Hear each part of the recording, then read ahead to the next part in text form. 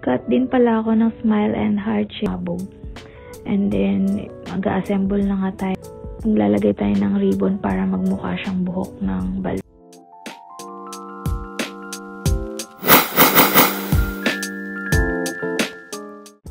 Hi guys! So for today's video, gagawa tayo ng Valentine's gift ideas para sa teacher ng pinsan ko.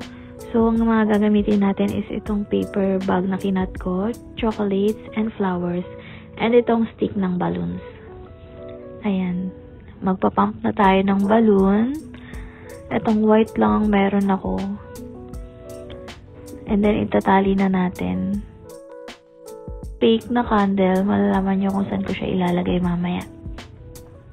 And then, isusukat natin yung stick ng balloon. Ayan. And then, I've been collecting ribbons para sa mga DIYs ko. Red ang napili ko. No more nails para sa pangdikit natin. Kasi wala akong glue gun or glue sticks. And then, maglalagay na tayo sa sticks ng no more nail. Didikit na natin yung ribbon. Roll lang natin siya. So, maling-mali guys. Nakamay ko yung no more nails. Maling-mali talaga. Ang hirap niyang tanggalin. So, ayan. I-roll lang natin yung ribbon sa stick. And then cut. So, nadikitan yung teddy bear ko. Ng no more nails. So, mag-gloves tayo kasi ang hirap nga niyang tanggalin. Ayan. So, ito is gamot ng kapatid ko na walang laman. Tingnan nyo kung bakit ko siya ginamit. And then, i-wrap natin siya gamit tong kinat ko na paper bag. Ilalagay ko sa loob. Diyan ko kasi ipapatong yung fake na candle. Ayan. Para hindi siya masyadong nasa ilalim. Kaya nilagay ko siya ng patungan. Ayan. So, adjust lang natin. Here we go. Ayan. Ayan yung loob niya. And then, try lang natin, assemble lang natin kung magkakasya siya. Yung Cloud9 and yung Chocomocho sa gitna. Ayan. Para naka-ano siya, nakapatong siya at mas mataas, mas nakikita siya. And itry natin tong fake na candle. Ayan. So, yung ginawa natin kaninang stick is guide yan para sa hot air balloons. And then, nag-cut nga pala ako ng sticker foam na pa-square para sa magkabilang dulo ng balloon para mas malapat natin yung dikit. Gaya niyang mukha kong pabilog. Ayan. So, try natin sa mukha ko. And then, tatanggalin na natin yung sticker. Nag-cut din pala ako ng smile and heart shape for eyes ng balloon para mukha siyang emoji.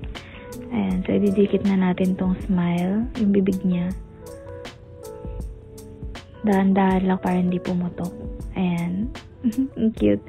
And then, itong eyes niya. Which is heart shape. And then, sa kabilang side naman. Careful lang sa pagdidikit guys para hindi pumutok.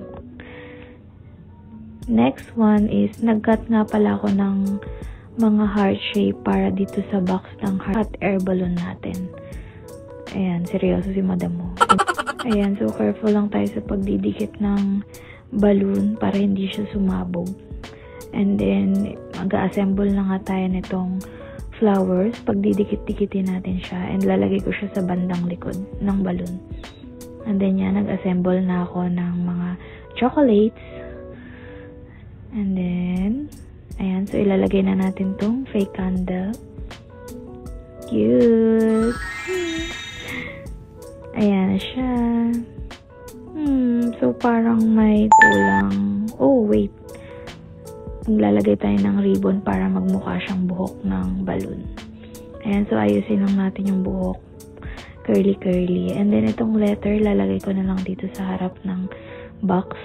Ayan. So, ito na yung final natin.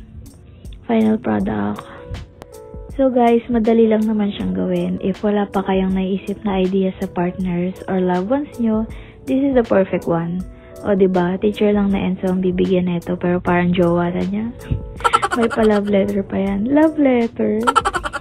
So guys, thank you so much for watching. Hope you enjoyed learning this video.